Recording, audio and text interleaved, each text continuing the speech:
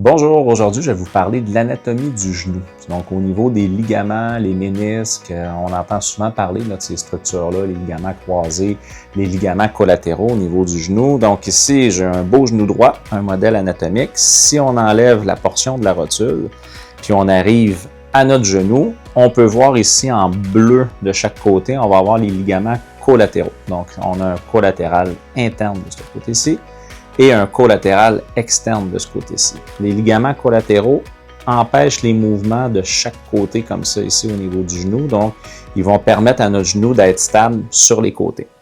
Maintenant, les fameux ligaments croisés. Si on plie ici notre genou, on va avoir un ligament croisé antérieur ici et un ligament croisé postérieur, donc entre le tibia et le fémur.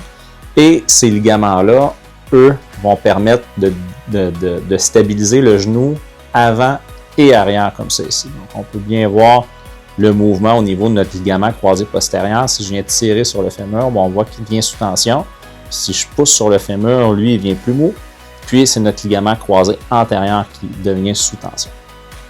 Et à l'intérieur du genou aussi, entre le fémur et le tibia, on va avoir les ménisques. Les ménisques, c'est des cartilages en forme de C chaque côté.